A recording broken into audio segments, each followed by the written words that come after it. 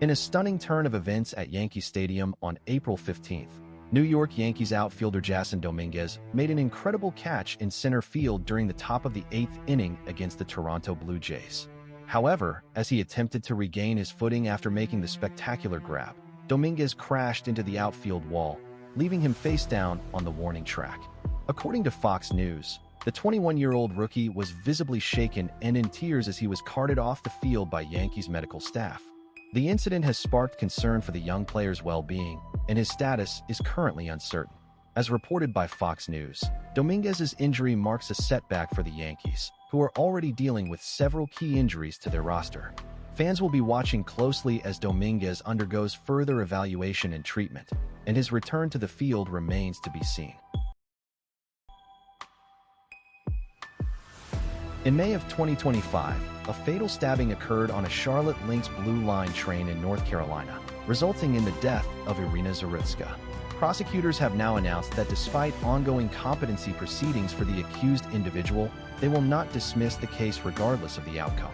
As reported by Fox News, both sides agree on the need for a competency determination for the man accused of the crime, which is yet to be scheduled. According to prosecutors, this decision underscores their commitment to ensuring justice is served in the wake of Zarutska's tragic death. The impact of this case will likely be felt by commuters who rely on public transportation in Charlotte and may lead to increased scrutiny of safety measures in place at local transit systems. As we move forward, it will be essential to monitor developments in the court proceedings and any potential changes to security protocols implemented as a result. A federal judge on Thursday signed off on the settlement between Blake Lively and Justin Baldoni in their long-running legal dispute. According to NBC News, the settlement marks a resolution to a lawsuit filed by the actress against the director and producer of her film, The Last Film Theory, which was released in 2022. The exact terms of the settlement have not been disclosed, but sources indicate that both parties agreed to drop their claims against each other. The dispute had been ongoing for several months, with Lively's team accusing Baldoni of breach of contract and misrepresentation. As reported by NBC News, the judge's approval brings an end to the litigation between the two parties. However, the settlement may not be fully resolved as some details remain confidential. A group of emergency experts advising the Trump administration has recommended significant changes to the Federal Emergency Management Agency, or FEMA. According to NPR, the panel's proposals would raise the bar for federal assistance after disasters and make it easier for survivors to access money quickly. The experts recommend increasing the minimum threshold for individual aid from $1,000 to $5,000, allowing more people to qualify for help. They also suggest streamlining the process for accessing disaster loans, which can take months or even years to disperse. These changes are aimed at improving response times and providing more effective support to those affected by disasters. As reported by NPR, the recommendations come as the Trump administration continues to grapple with how best to respond to natural disasters. The Department of Homeland Security, DHS, is shutting down its internal office responsible for investigating detainee deaths and access to medical care within Immigration and Customs Enforcement (IC) facilities. According to NPR, the Office of Detention Oversight was established in 2010 following a series of high-profile reports on inhumane conditions and neglect at IC detention centers. The decision to disband this office comes as the number of detainee deaths has grown, with 24 reported fatalities in fiscal year 2022 alone. Critics argue that this move will only exacerbate existing problems, citing concerns over transparency and accountability. As reported by NPR, a DHS spokesperson attributed the shutdown to funding constraints, which raises questions about the agency's priorities and commitment to addressing these critical issues. The impact of this decision will be felt by thousands of individuals detained in IC facilities, who may now have reduced access to medical care and oversight.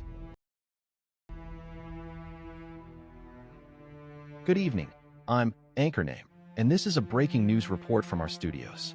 According to BBC News, Bonnie Tyler, the legendary Welsh singer best known for her hit song Total Eclipse of the Heart, has been rushed to hospital in Portugal after undergoing emergency surgery on Wednesday.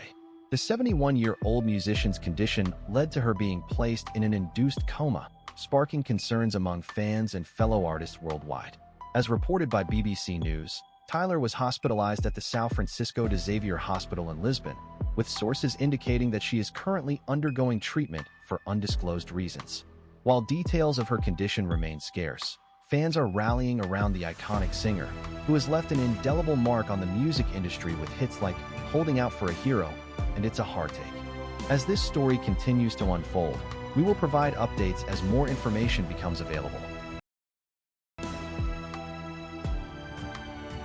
According to Fox News, a bride allegedly cheated on her bachelorette trip to Nashville, then blamed her maid of honor to save her engagement. This shocking betrayal has left many questioning the true nature of their relationships. The incident occurred just days before the wedding, as reported by True Romance. The show's producers revealed that the couple had been together for 3 years and were planning a lavish ceremony in June. However, behind closed doors, it appears that infidelity was a persistent issue. As reported by Fox News, the bride's sugar daddy is also facing financial troubles, adding another layer of complexity to this tangled web. In a shocking development, more than a dozen former NFL players have joined a class action lawsuit against Ohio State University, alleging they were sexually abused by team Dr. Richard Strauss during their time at the university. The lawsuit, which now includes 30 former OSU football players, claims that Strauss, who worked at the university from 1978 to 1998, engaged in widespread abuse of student-athletes across multiple sports programs. According to NBC News, this new wave of plaintiffs brings the total number of alleged victims to over 350, including several prominent figures such as former NFL players like Jim Lambright and Matt Angus. As reported by NBC News, Strauss's abuse was allegedly covered up by university officials at the time. The lawsuit seeks compensation for the victims' physical and emotional trauma. The impact of this revelation is far-reaching, with many calling for greater accountability from institutions of higher education. Going forward, we can expect a thorough investigation into how this abuse occurred and whether similar cases exist elsewhere. A recent hantavirus outbreak on a cruise ship has sparked concerns about a potential pandemic. According to BBC News, it was reported that a passenger on the Royal Caribbean Serenade of the Seas tested positive for hantavirus while on board in January this year. The World Health Organization, WHO, has assured that the situation is not as dire as with COVID-19, citing the virus's different transmission dynamics. Hantavirus spreads through direct contact with infected rodents and their droppings, unlike COVID-19, which can be airborne. As reported by BBC News, the WHO stated that there is no evidence of sustained human-to-human transmission of hantavirus. The WHO has been monitoring the situation closely and will continue to provide updates on any further developments. A man has been arrested near the home of Prince Andrew in Windsor, Berkshire, on suspicion of a public order offense and possessing an offensive weapon. According to BBC News, the incident occurred at around 6:30 a.m. yesterday morning. The police statement did not provide further details about the nature of the allegations or what led up to the arrest. However, it is reported that Prince Andrew has been living in Windsor since stepping back from his royal duties following controversy over his association with convicted sex offender Jeffrey Epstein. As reported by BBC News, the arrested man is being held in custody and will appear before a court at a later date.